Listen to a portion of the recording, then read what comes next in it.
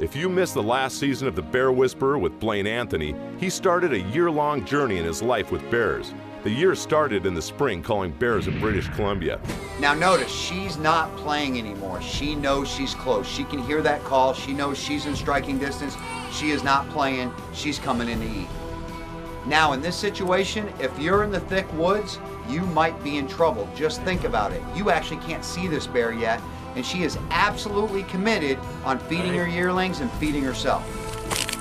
So we absolutely positively do not want to kill this sow, but we do want to educate you on calling bears, and she's putting on a show for us, and she's showing us in the wide open exactly what I want to tell you, to have some film to be able to show you, not just tell you exactly what I'm talking about.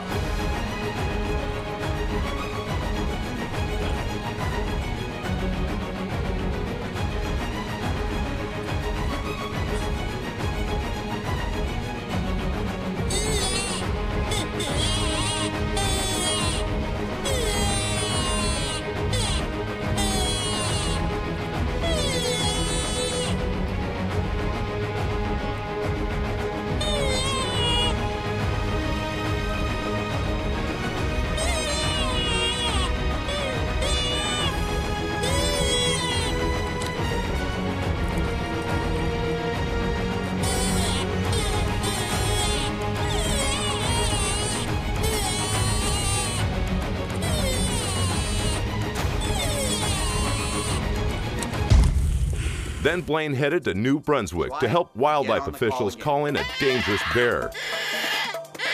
Well, here he comes. He's coming right back, just like I knew he would. He's a little more cautious this time. I'm just hoping to get a shot.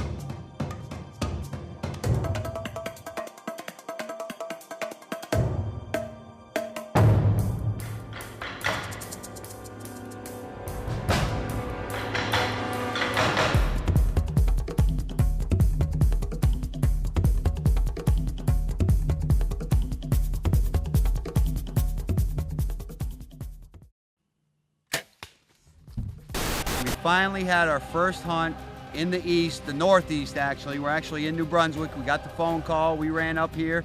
You can see how beautiful it is here. I mean, just look behind me. It's truly, truly unbelievable. After that, Blaine headed to Alaska to spot and stalk in some of the world's most beautiful country.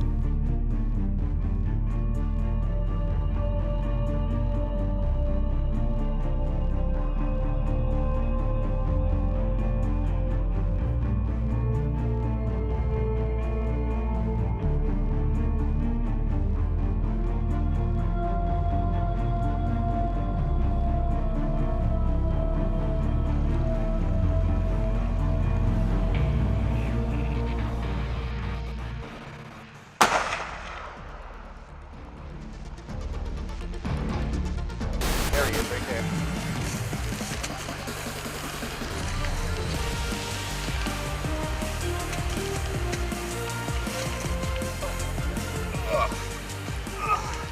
He's a little wet. Never made it across the stream. Good Lord, jeez. For a spring bear, I can tell you, Alaska has no mercy. These things are eating awesome. Wow. Oh, can you see that melon? Then when summer rolled around, we headed to a campground where John Green and the Bear Whisperer team had to relocate a family of bears that had moved into the area.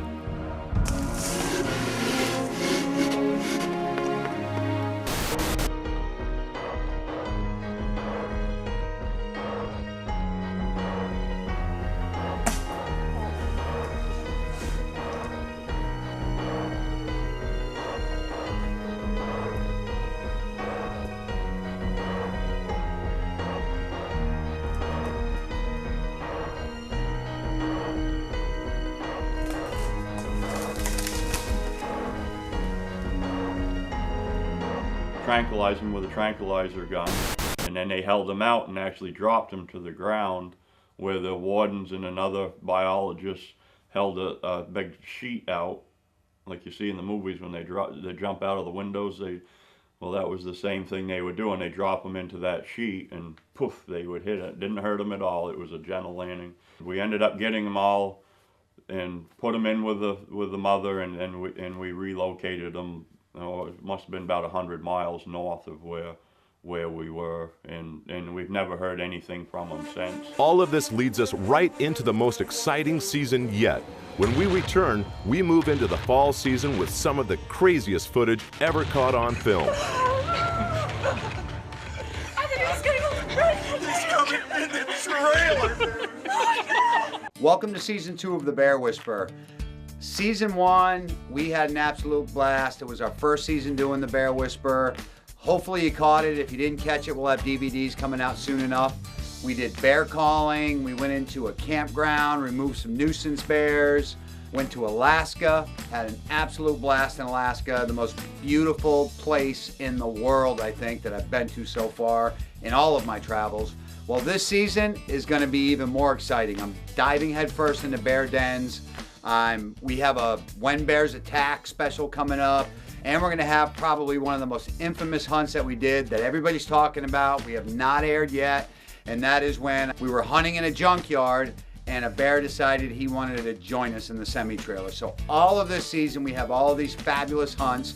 Again, this is in order. Season 1, we kind of started in the spring and we worked our way to summer. Now we're in the fall and we're getting right into the fall season, which started in Ontario for us. And even though this show does not feature bear hunting, bear bait hunting, we wanted to do it a little bit different. We actually want to go to the baits. We want to show you why we picked the bait that we picked, why it's a great bait, why it is where it is, and why we sat there.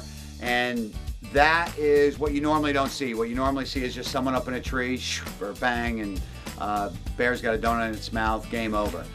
We're going to show you how to go out and find a great bear bait. And we're going to do that starting in this episode. Now, what we're going to do first is, we actually went to Ontario the year before, 2010. Even though we're doing my 2011 season, 2010 we're in Ontario. Didn't kill anything, could have killed something, absolutely perfectly legal, no problem with it whatsoever. But it was a sow with 3 yearlings. And this was the biggest sow, even to date, confirmed sow, that I have ever seen. And I'm going to show you why in the video, which is how tall this sow is, how she's looking over pine bushes that are taller than me, looking over at us. But the reason I'm going to show this video is I want to get a little bit into bear vocalization. A lot of people, my ex-clients, just a ton of people ask me all the time, what does this mean? I heard it chomping its mouth. I heard it blowing. I heard this weird sound that kind of sounded like cats purring really loud, all in unison. So a lot of people don't know what these bears sound like. Again, on most of these hunting networks, you don't ever get to hear these sounds. I'm going to try to go over most of them that we've either caught the sound in the field. Most of them we've actually caught the sound. You have to listen real close because obviously we got cameras and there's bears and there's humans and we didn't get all that close, but we have all of these sounds. So let's go over bear vocalization.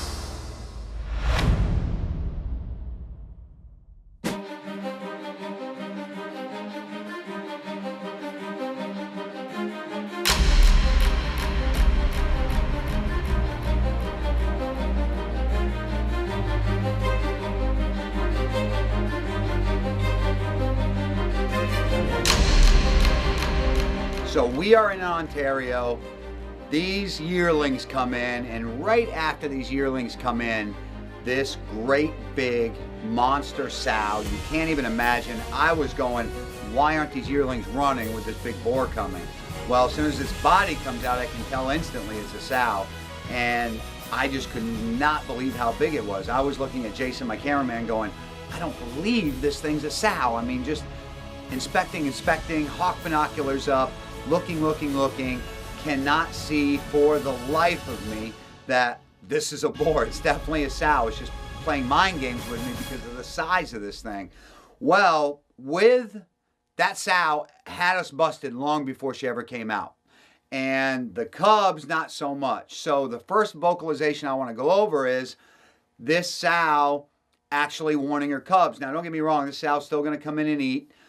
She's going to come in and hang out with her cubs. She's going to protect her cubs. But listen to the noise that you're about to hear, which is basically this sow giving her cubs a warning.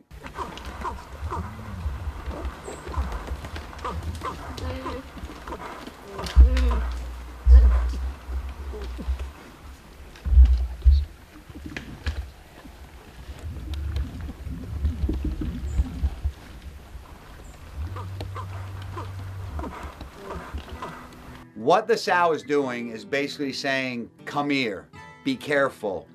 You know, I don't feel right. The yearlings aren't going to care that much. That's why you see a whole lot of 100-pound bears get shot, because they just don't care that much. But the sow comes in absolutely educated. Even her, she doesn't get that big without having some sort of smarts.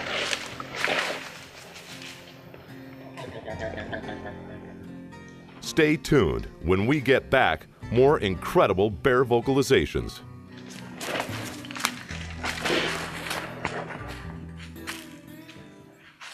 Next, what you might hear is some blowing, and it is a blowing not much different than a whitetail, which usually is followed by a clacking sound, which is basically still a defense mechanism for the bear.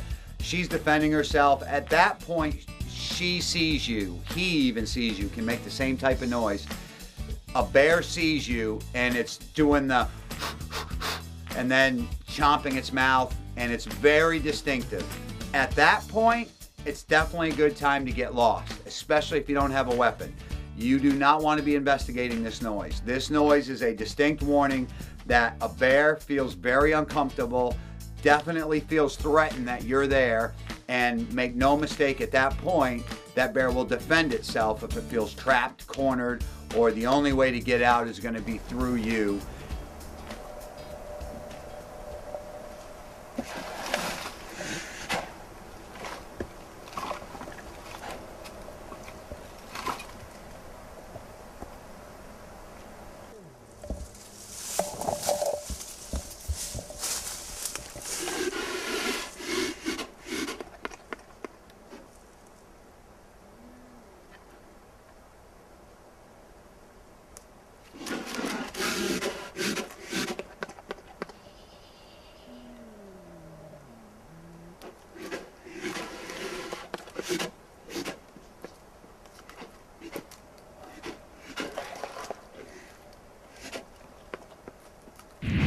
The next sound you're about to hear is basically just a cub, a very content cub that doesn't feel threatened.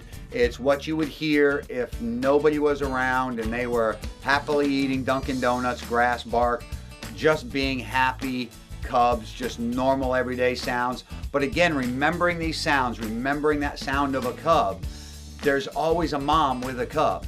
Almost always, I should say, but you know, most of the time there's going to be a sow with that cub. So sneaking around trying to, if you do hear the sound, you get this urge to go look at the cub, not necessarily the best thing to do. So when you hear this noise, you know there's a cub there.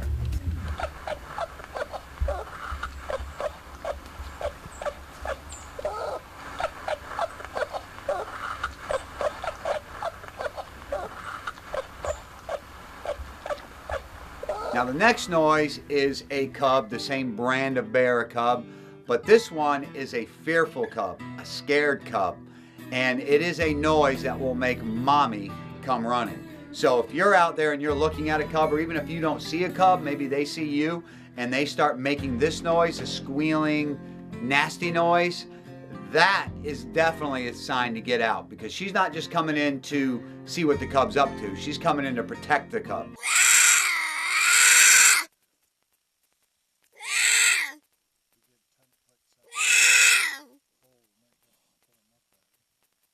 Now there's the noise of two bears fighting.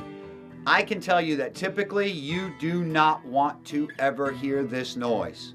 Though there's just two bears down there fighting and they're growling and going at it, so on and so forth, they are jacked. Just like you would be jacked, they are jacked. Even when the other bear backs off, that bear is twice as likely to attack you.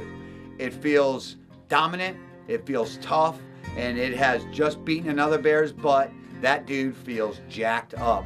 You definitely, if you're around and you can't get out of the area, you're sitting in a tree and you're not going to harvest that bear, you want to be quiet and as still as possible, because that bear can get absolutely cranked up and come after you.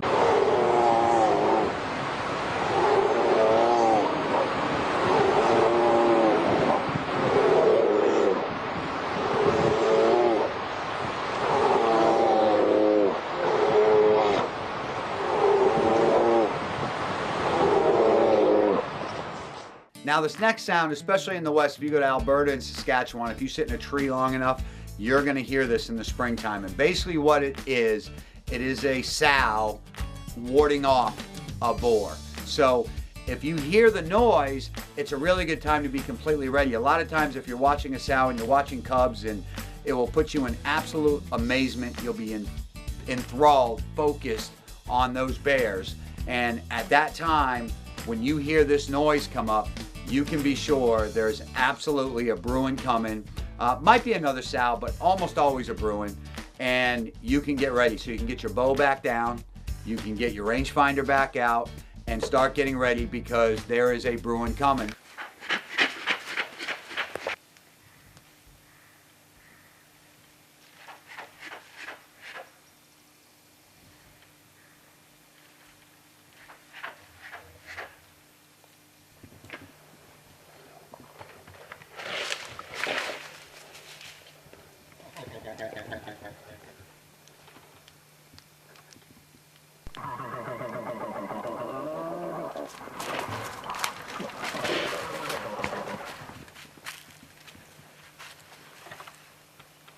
Now here's another sound you won't hear all the time in the field, because it's just a hard sound to hear. I mean, typically you're going to be right on top of a bear. A lot of people will hear this with their death moan. After a bear is harvested, they hear this death moan. And basically what it is, it's a subordinate moan. It's a subordinate noise saying that you're here, I'm here, I want you out of here, and I definitely do not want to fight with you. Now, make no mistake, though I said that, that bear will absolutely tear you up after he makes this noise. So don't take it as I won. You didn't win. It's just basically saying, I'm being subordinate, please back off, I don't want you around me. Trust me, if you stay there long enough, whack. Because when they flip the switch, just like when you snap, when you've taken as much as you can take and you just flip out, a bear does the exact same thing. So it can sit there and moan like this and whine like this, and if you don't pay attention, if you don't agree to what he's saying, if you disrespect that bear, you could be done for.